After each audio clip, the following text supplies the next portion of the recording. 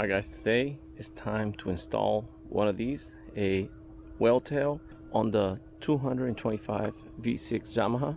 And I chose this well tail because it's very strong, especially for a 225 horsepower. But for my preference, I chose this hard aluminum one.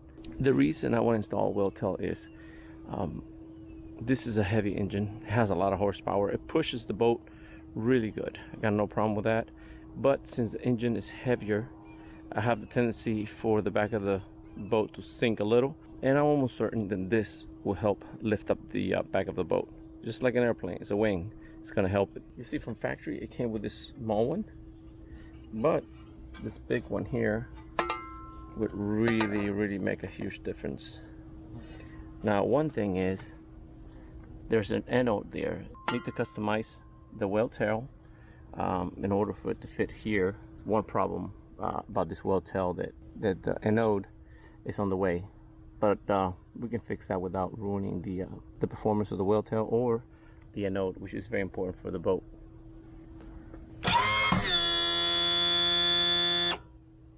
Alright guys, so this is what came in the box, and the hardware, I would not use this hardware.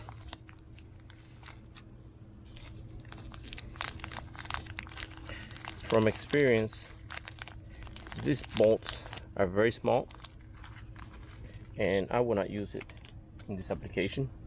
Look how small these bolts are. And if you look here, the holes that comes in the well tail, they're pretty large. So you can put bigger bolts. Alright, this is what I got to install this, so that way the well tail's not going to come off apart. Look at the dimensions of these bolts. They're twice the thickness. Stronger, flush on top, aerodynamic. See that? This one is kind of square, octagonal head. And these ones are flush on top. But they're twice the strength. So I read some of the reviews that people have been snapping these bolts on this unit. They've been snapping these bolts. The reason they've been snapping is because they're undersized. You want to go with something bigger like this. So that's one problem that I looked at from this hydrofoil, is the bolt size. The nut with a tensioner, got some washers, which they're going to be a lot better. Back to problem number one will be the anode. As you see, the anode does not let this to be flush. See that? Alright, so since I can't flush it, what I'm going to do is, I got the same measurement anode, so I'm going to do some custom do an opening so the anode can freely be there with no problems.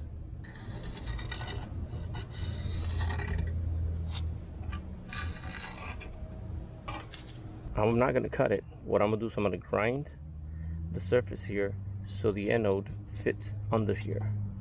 Alright, let's start the grinding.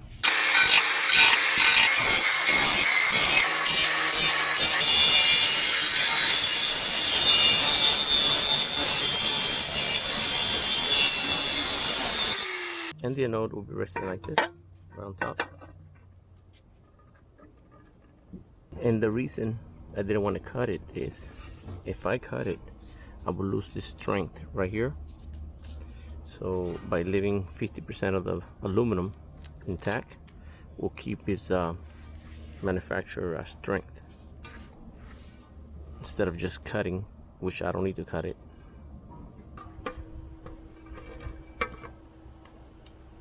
There it is, it's perfect. I made a pencil mark. I want to save that pencil mark with some tape, so that way it doesn't get erased.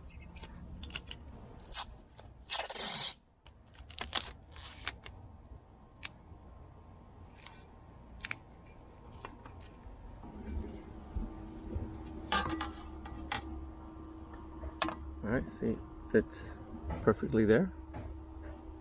Alright, I already marked it in the strongest spots. You don't want to mark it too far out because it's thinner on the platform here. So you want to go as deep as possible away from the anode. And this one linear to that one. Alright, I'm going to start drilling. And I want to start with the outdrive is because I don't want to make a mistake on the outdrive. If I messed up on the whale tail, it's okay. I can get another one. It's only $100. Look away, this may hurt you more than it hurts me.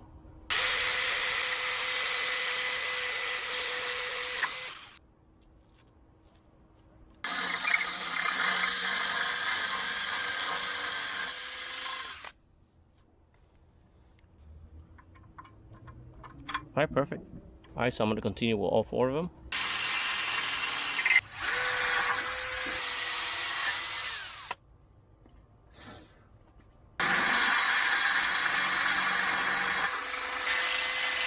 Now, I'm going to mark the whale tail so I can make the holes. So you see, it's very important to just do the outdrive first, later do the whale tail. Okay, now we're going to mark right in the middle of each hole. All right. All right, so the exact 4 holes are already marked. This hole here made by the manufacturer, I don't believe in these holes. These holes can snap very easy. There's hardly any aluminum around the whale tail here, so this can snap off here. Instead, I would like to put the holes here where there's more meat and more hold, and here and here. Perfect.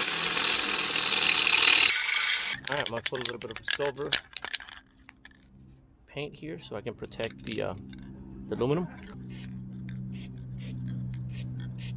All right, now we got some Yamaha paint.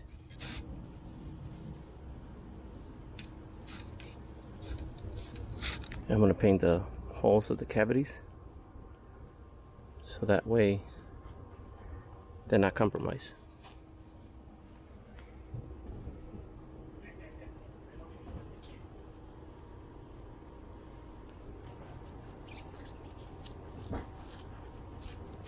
See, I painted the cavities that I made.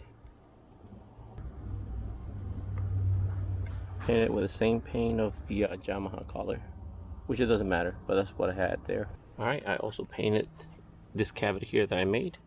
If you look at the paint, it has protected the metal already, and also the interior holes that I made also. So all that is protected. Alright, I already got the big bolts here with a big washer. I want to use a big washer for the bottom. Alright, and have a washer for each of these bolts.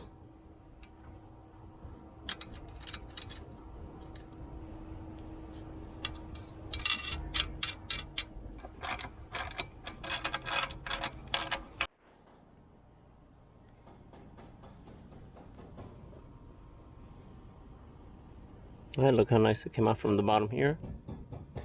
All the bolts are semi-flush. They're short head. Came out real nice. Look at that, very little intrusion on the bolts, and the blades are moving. Came out real nice.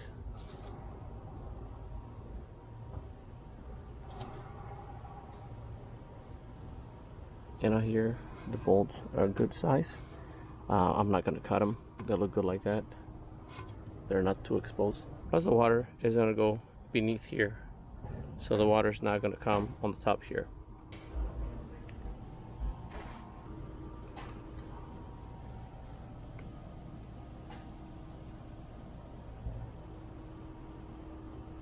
Alright guys, it's all done. It looks great. It looks like it's going to perform. But now I'm going to take it on the water, see how it performs.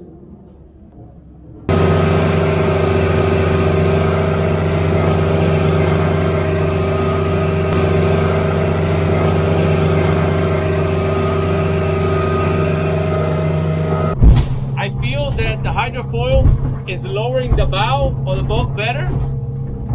I got better fuel economy. I can see it on the gauge. Better fuel economy, maybe 3 to 6% better fuel economy.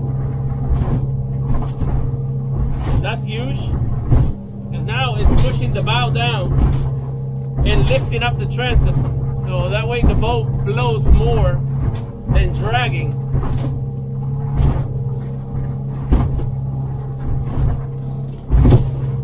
If you guys would like to make a contribution or buy me a beer, please go to paypal.me/OutOnTheReefUSA. And also this link will be in the description below. And any small donation will really keep helping making these videos. Thank you for watching and always navigate safe.